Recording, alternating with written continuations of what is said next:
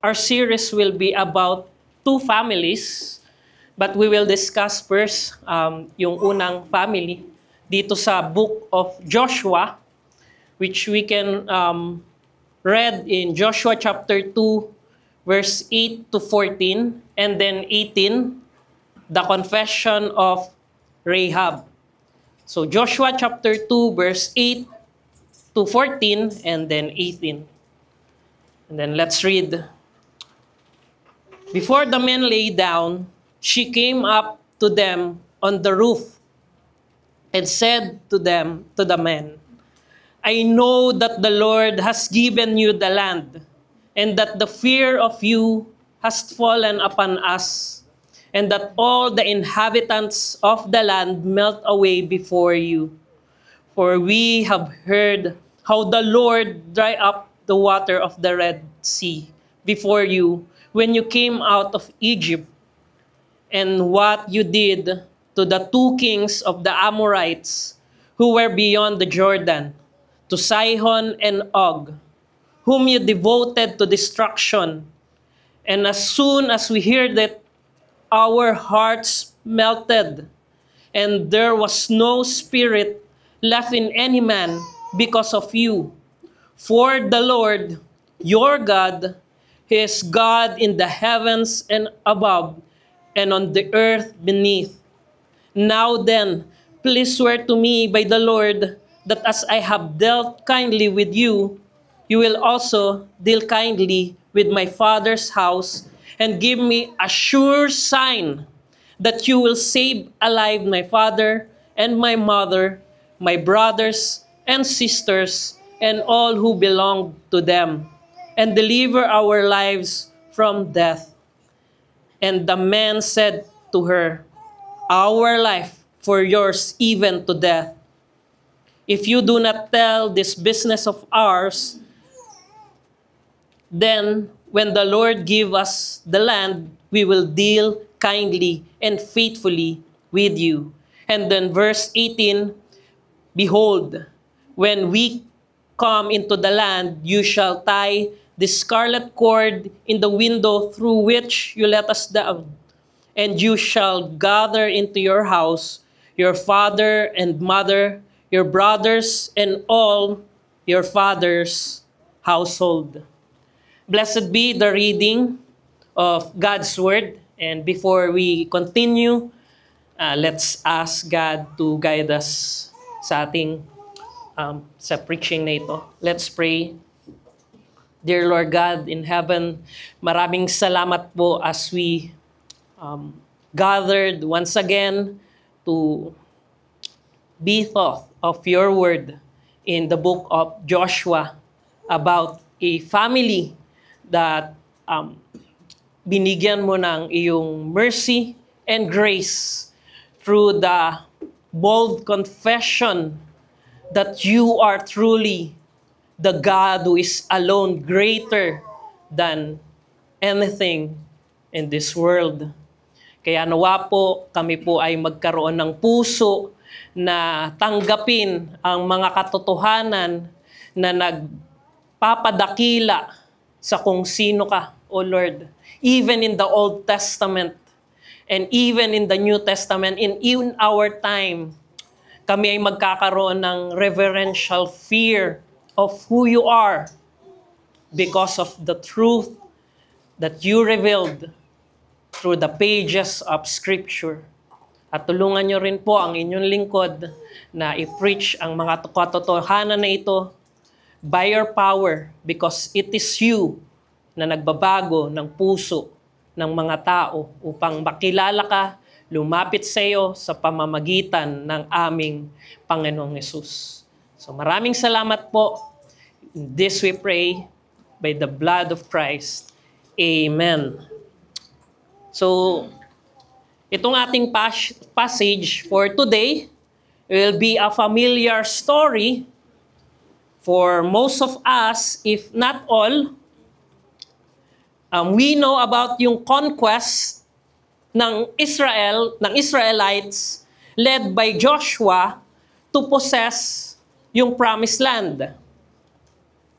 But itong task na ito ay hindi walk in the park.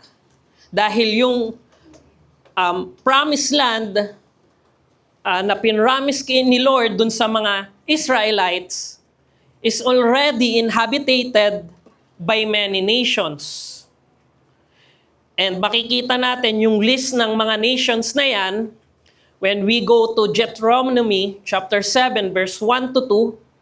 When the Lord your God bring you into the land that you enter to take possession of it and clears away many nations before you. And it's the list of the nations, the Hittites, the Girgashites, the Amorites, the Canaanites, the Perizzites, and the Hivites, and the Jebusites. 7 nations more numerous and mightier than you. And when the Lord your God give them over to you, and you defeat them, then you must devote them to complete destruction.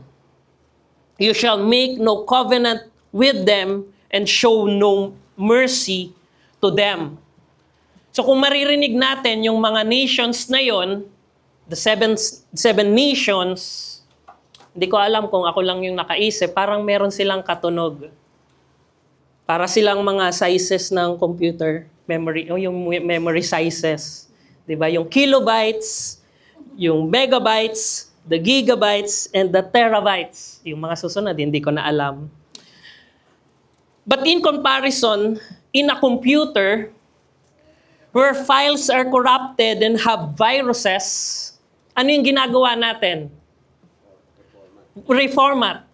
We reformat yung mismong computer, and it is necessary na i-reformat yung computer because kailangan ma-wipe out yung memories na yon, should be erased. And if not, the new and clean files na ilalagay mo dun sa computer na yon will eventually become corrupted because of the viruses na meron na yung nandun mismo, if it will not be reformat. So same thing na ginagawa ni Lord doon sa land of the doon sa promised land because of the nation that is already in that land. And yung book of Joshua, it is a book about making war. Ginigera ng Israel yung mga nandun na nations. But take note that this particular part of the book of the Bible, it does not trivialize the idea or the concept of war. So, as the critics of the Bible is saying na yung God nyo, pinopromote yung war. And also yung sinasabi ng iba na itong God na to na tinatawag na Yahweh, it's just a local God na nandun na sinasamba na mismo ng mga Canaanites. Inadapt lang ng Israel, and this God who is called Yahweh is a storm God and a war God. So ina-associate siya sa war, stripping God of His other attributes. So di ba ganun yung mga gods? Meron lang particular na God, God of war, God of harvest. So ganun nila nakilala si Yahweh, and ganun lang daw si Yahweh of the Israelites, adopted by the Israelites, pero local God na siya ng Canaanites. But that's not correct. And yung Joshua, this is a specific time and place wherein God executed His holy righteousness against human evil. Si Lord, ina-exercise niya yung pagiging judge niya in this particular passage, using Israelites as His agent of justice. Ano ba yung reason kung bakit si God kinumand yung people of Israel to eliminate the nations within Canaan? Kailangan nating maintindihan to why God is telling the Israelites to eliminate those people. Kasi makikita lang natin yung Diyos natin na, Diyos siya na gusto niya lang lipunin yung nation na nandoon with no reason at all. Parang dahil lang sa galit. Diba? Impulsive yung God na ito. But no, God has His reason. In Leviticus 18, provides a list of sin that Israel was to avoid at all cost. Ano yung mga yon? Incest, child sacrifice, homosexuality, and bestiality. All these sins were practiced by the people of Canaan. Sabi ni Lord, this is how the nations that I am going to drive out before you became defiled. Even the land was defiled, so I punished for its sin, and the land vomited out its inhabitants. All these things were done by the people who lived in the land before you, and the land became defiled. Strong word of the Lord. Even yung land, ang sabi ni Lord, isinusuka yung mga tao na nakatira doon because of their sins. And together with its idolatry, if not exterminated, otherwise they will teach you to follow all the detestable things they do in worship. In worshiping their God, and you will sin against the Lord, your God. So, ayun yung reason ni Lord. And isa pa, God is preventing future problem. Like the problem with the Amalekites. Remember the Amalekites, it is a lahi ng mga tao who failed to be exterminated by who? King Saul. Who caused trouble for David and his men, his family, who captured by them. In the future, nagkaroon ng future na problem. And also, kung maalala natin, there is a time when the entire Jewish people was on the brink of extinction. Saan natin yun makikita? Saan particular book natin makikita yon? In Esther. And mangyayari yon because of whom? Because of Haman. And anong lahi ni Haman? Amalekites.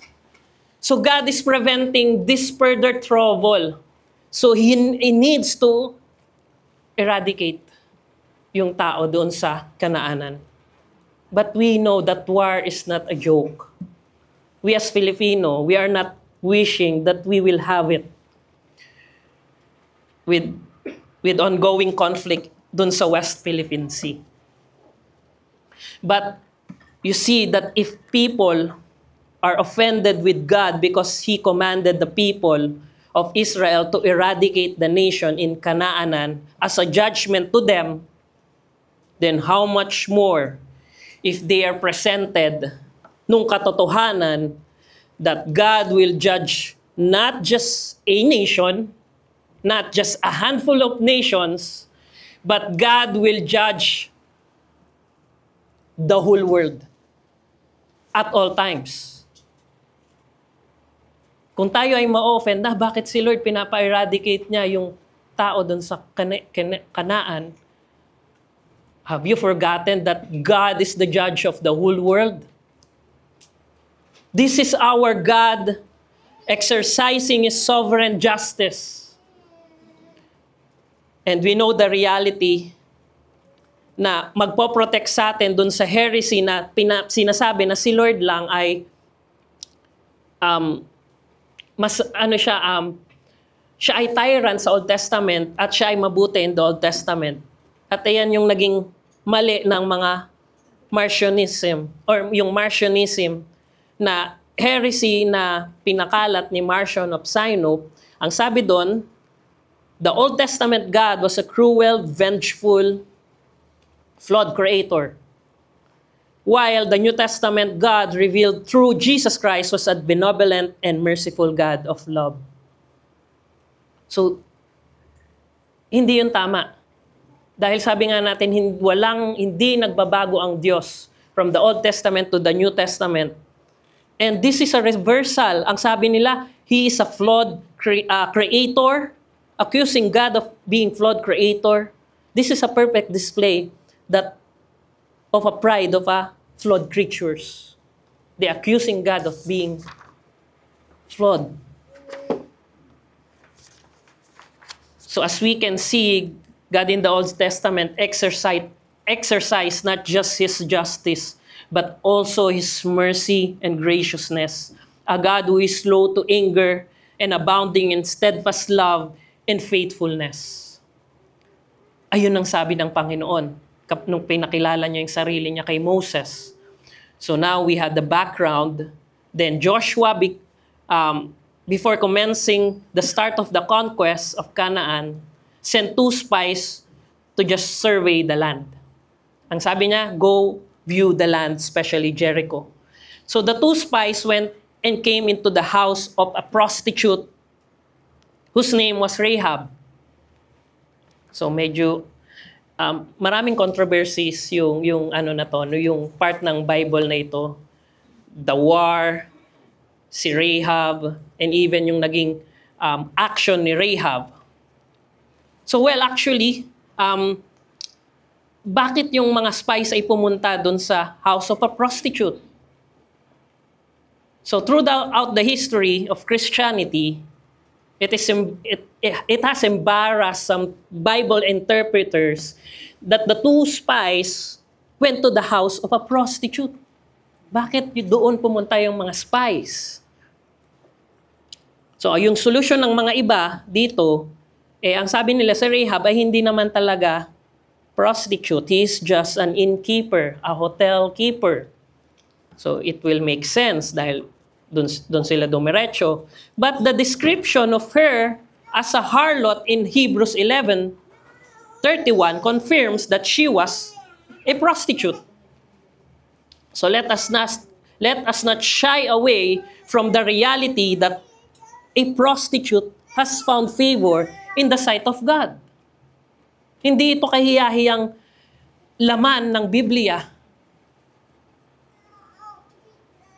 Dahil sabi sa Luke chapter 7 verse 47, Jesus forgiving the sinful woman, therefore I tell you, her sins which are many are forgiven. For she loved much, but he who is forgiven little loves little. That's the reality. If a sinner see herself as the worst of all sinners, then God grant him forgiveness. Hallelujah! This will make the grace of God more glorious, because He is a glorious God who forgives sinner. And brethren, if we are confronted by the Word of God every day, confirming to us that we are sinners through and through, let us not be in despair. It is a motivation that we will love Him more and more, since we receive forgiveness of our sins through Jesus Christ, our Savior. And it will be the fuel for a worshipful living, not a licentious one. And ayun yung nangyari. But then yung king of Jericho pinatawag si Rahab dahil nalaman na doon nga sila pumunta. Anong ginawa naman ni Rahab? Siya ay nagsinungaling. So ito ba ay Bible verse for confirming that there is a white lie?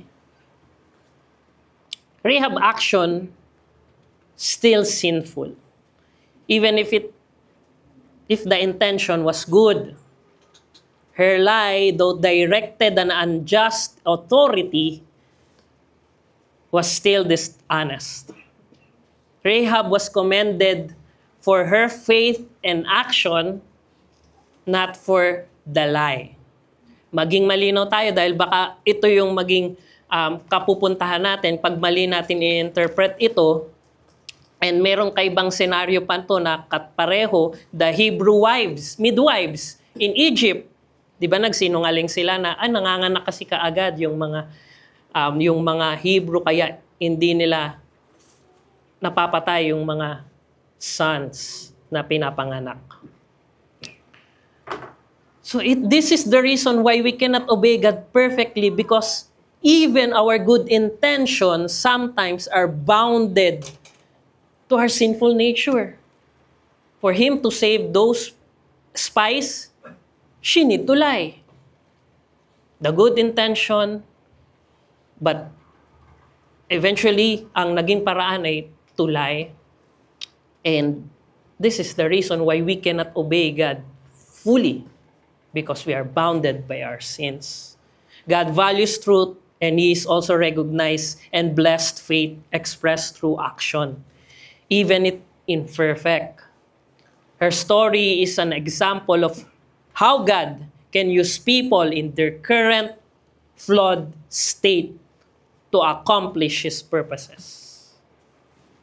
So Rahab confessed. After this, nagkaroon ng confession si Rahab sa kanyang faith to the God of Israelites. Ano yung sabi ni Rahab dun sa nabasa natin? Sabi niya, I know that the Lord has given you the land. Confession of faith ni Rahab. And with Rahab's confession, we can draw yung message natin that a true knowledge of the true God by true faith will lead into a desperate longing to be spared by His coming judgment for us and for our families' sake. Ang tunay na kaalaman sa tunay na Diyos sa pamamagitan ng tunay na pananampalataya ay aakay patungo sa desperadong kagustuhang makaligtas sa paparating niyang paghuhukom sa atin at sa kapakanan ng ating pamilya. We knew that the Canaanites were idolatrous people and worshiping false gods, which includes si Molech, to whom child sacrifices were offered. And Rahab, dahil doon siya nakatira, he sees the sacrifices in Jericho done siguro every day para hingin yung protection niya, pero to no avail. He's a witness. She is a witness to that.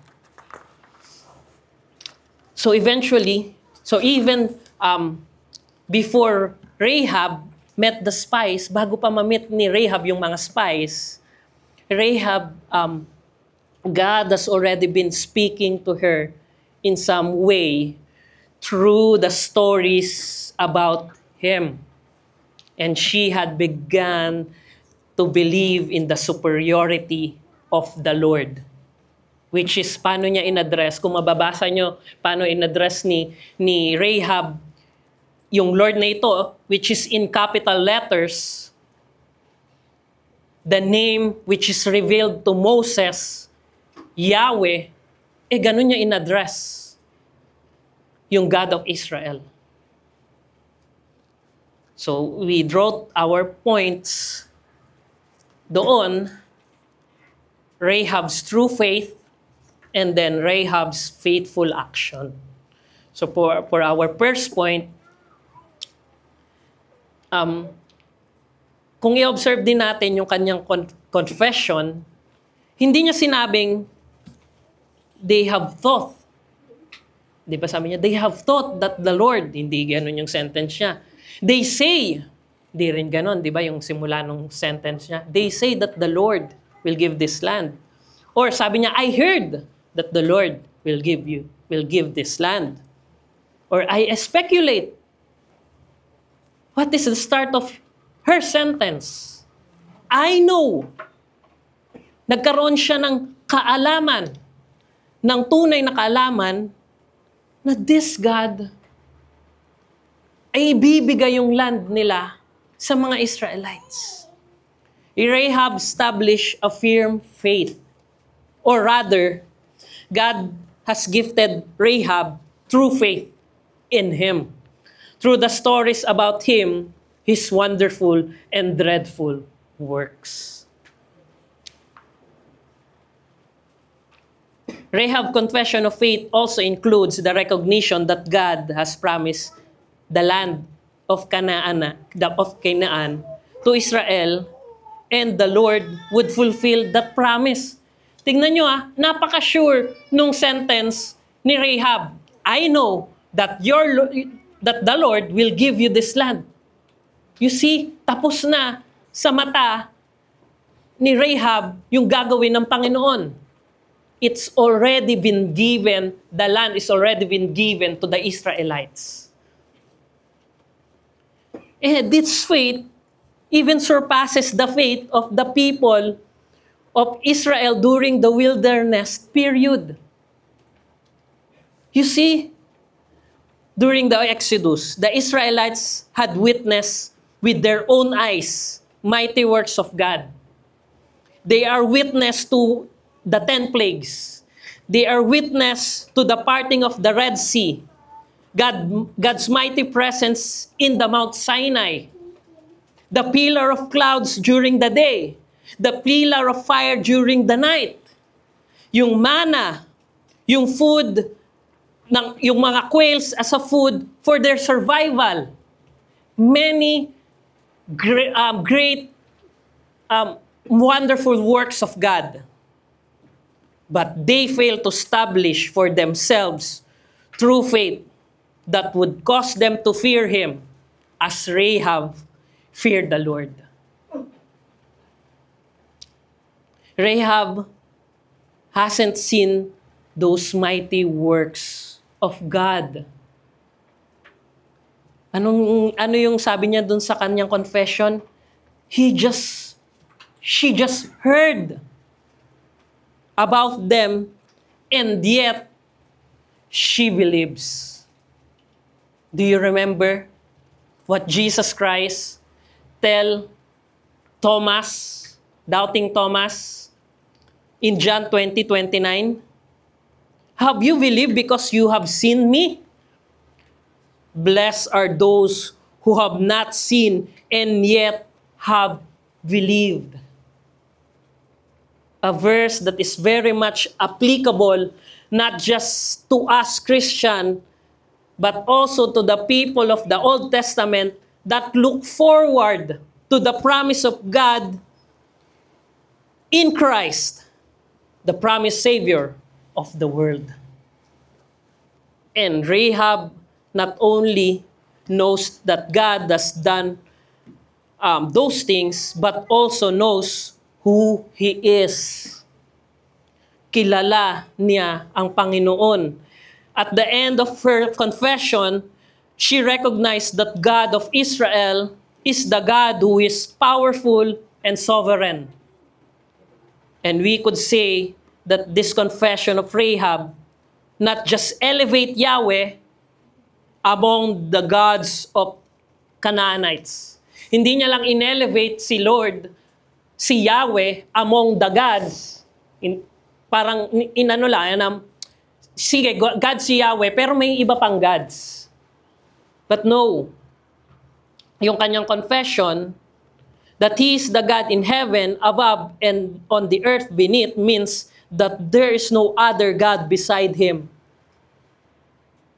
It emphasizes that God is the supreme ruler over all creation, encompassing both the spiritual realm, heavens, and the physical realm, earth. It signifies God's sovereignty and omnipresence. He's the God in the heaven, in the God on earth, asserting that there is no other God or power that exists beyond His authority. And brethren, if a Canaanite woman exalted God with hearing just 2 accounts, 2 account lang yung sinabi niya na alam niya kay Lord. The parting of the Red Sea and yung ginawa nila doon sa kings beyond the Jordan.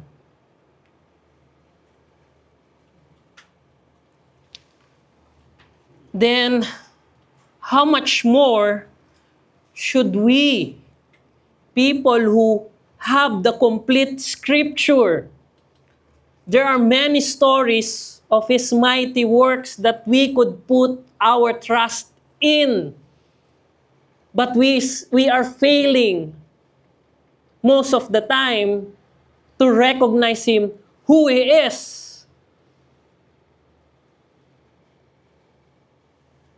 Nawa, ang bawat isa sa atin magkaroon ng faith na katulad ng kay Rahab, who exalt God, who He is by revelation in the Scripture. A complete, perfect revelation of Him. So Rahab, after this, she fled for her life and her family's salvation. So our second point will be Rahab's faithful action. Rahab's action of hiding the spies and assisting the escape were motivated by her faith in Yahweh.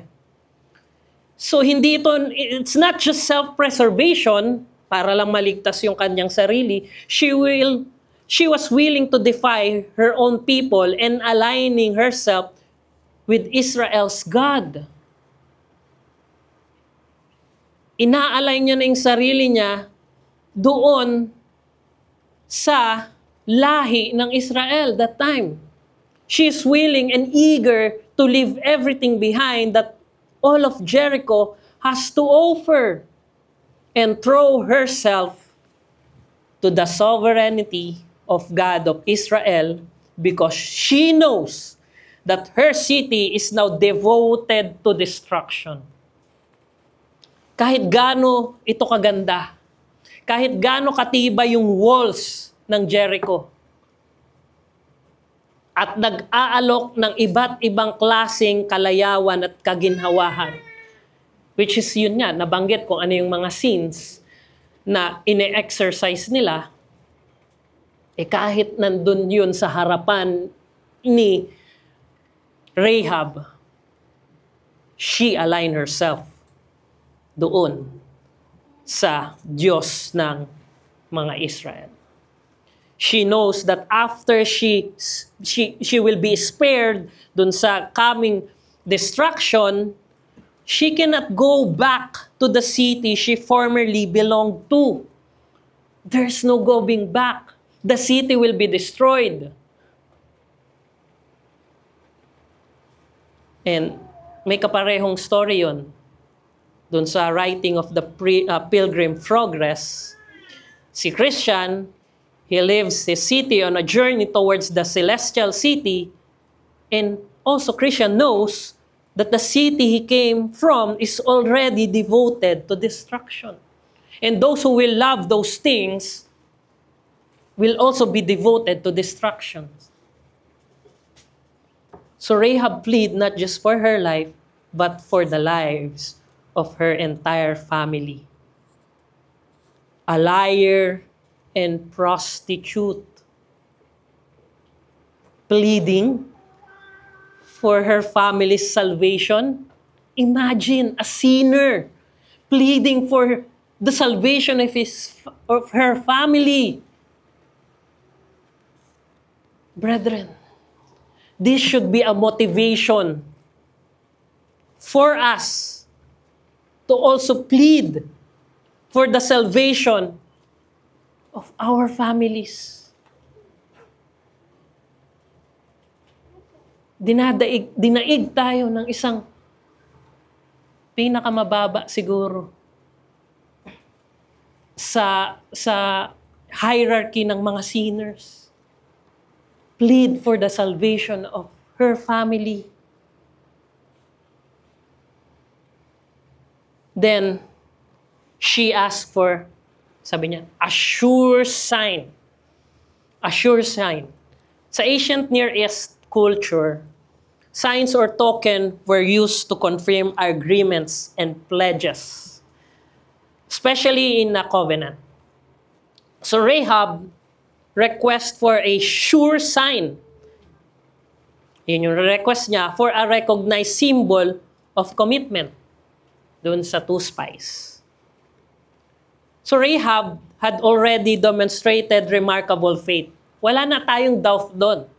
Rahab already demonstrated a remarkable faith. Pero ba't nanghingi pa siya ng sign na siya ay maliligtas? So however, her faith, like many people's, still need a tangible element of assurance to confirm the spoken words with a visible, binding pledge. And Rahab use a visible sign. Ano yung sign na binigay ng mga spies? A scarlet cord to seal the agreement is seen, nakita ito as a foreshadowing of New Testament sacraments. Di ba yung napag-aralan natin? Yung word, tsaka yung sign. Binigyan ng word si Rahab to assure that she will be spared. But what is the sign? So the sign is a scarlet cord. And like the baptism, communion, which serve as an outward sign of God's inner promise and grace to believer. So kaya, nagkaroon ng scarlet cord. And itong story na to, this is how our Lord include those who are outside His covenant people. Panawagan na ang Panginoon ay nag-i-include ng mga tao na outside ng kanyang covenant people to be grafted. Alam niyo yung graft sa halaman, di ba? Yung hindi siya kabilang, pero ang gagawin, ilalagay. Para pag lumago yung puno, samang lalago yung iginraft, and they will be one tree. Ayun yung ginawa ng Panginoon kay Rahab. His covenant people, isinama siya. Who are non-Jew, sinners who are considered at the bottom of hierarchy of sinners. The vilest, the most of all in the sight of the society. So in the New Testament, Rahab is presented as a significant figure of faith and a direct ancestor of who? Ancestor of our Lord Jesus. Dun sa kanyang genealogy sa Matthew.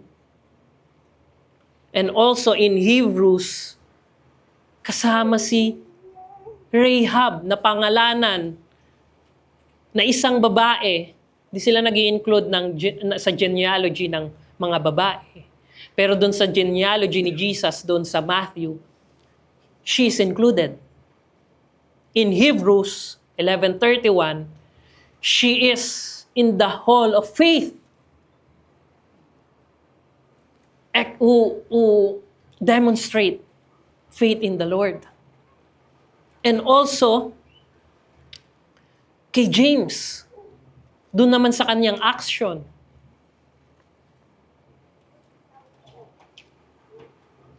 The New Testament emphasizes that her saving the spies was an act of faith.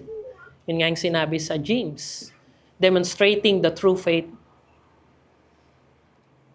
is evidence by action. And as a way of challenge, and as I end, like Rahab with her family, who gathered inside a house attached with a scarlet cord. Let us, together with our families, gather in the shadow of a wooden cross that became scarlet in color because of the blood of our greater Joshua, Jesus Christ, our Savior. By God's enabling power, grant us the Spirit to act on faith to the glory of His Son, Jesus Christ. Let's pray. Our dear Lord, maraming salamat po that once again, kami po ay pinakitaan mo ng katotohanan ng iyong salita na sa iyong plano, dahil sa mayaman mong probidensya, sa iyong nag-uumapaw na awa at biyaya, kami na nasa labas ng iyong covenant people ay you grafted in because of Christ. In Christ, we are your people. And right now, bigyan mo po kami ng katulad na faith na meron si Rahab as she proclaimed that she knows who her God is. So that because of it, magkakaroon kami ng tamang pangunawa kung sino ka. We have the complete scripture na mayaman sa lahat ng ebidensya ng kadakilaan mo,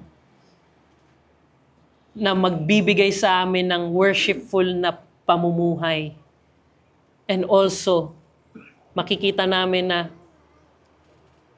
kami bilang mga makasalanang tao, if hindi kami makakabilang sa covenant people mo, we will be also devoted to destruction, loving this world. Kaya nawa po, magkaroon po kami ng assurance in the work of our Lord Jesus Christ,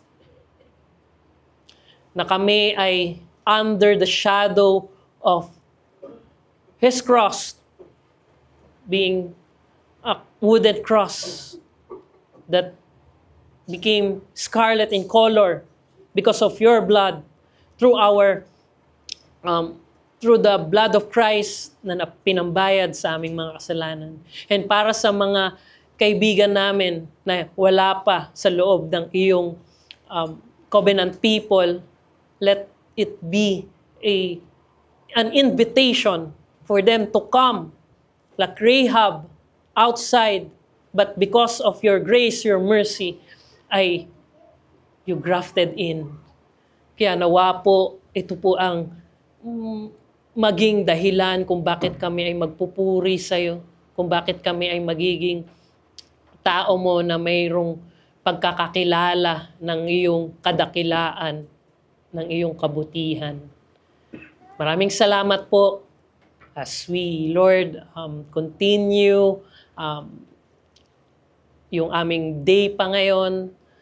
Nawa po kami ay magkaroon ng worshipful heart and pagiging thankful ng iyong katotohanan in Christ. Maraming salamat po. In Jesus' name, we pray. Amen.